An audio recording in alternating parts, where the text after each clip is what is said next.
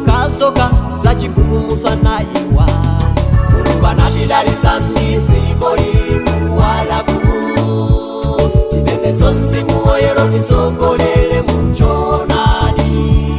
Mulungu anatidalitsa m'mabanja wazosangalatsa, tipempheso Mzimu Woyera titsogolere muchoonadi. Mulungu anatidalitsa m'ana wazosangalatsa, tipempheso Mzimu Woyera titsogolere muchoonadi. Mulungu anatidalitsa m'moyo uzosangalatsa, tipempheso Mzimu Woyera titsogolere muchoonadi.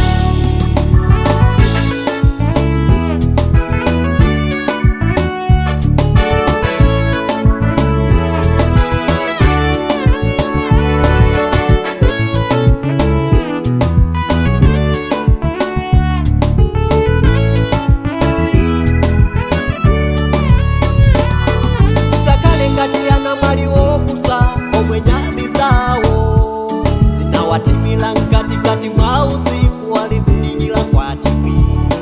Tisakale ngati chimtengo cha mulambe chomwe kukula kwake, chimango kulila muchimtengo chinzake paicho choka sichingati. Wilisisa chomwe iwe uli nacho, Ambuye Yesu asanabwere asapeze nyali yako ili ndi mafuta ngati anamwali wochenjera.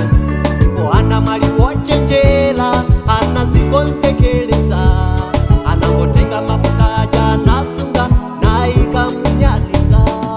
Mulungu anatidalitsa m'dziko likuwalaku, tipempheso Mzimu Woyera titsogolere muchoonadi.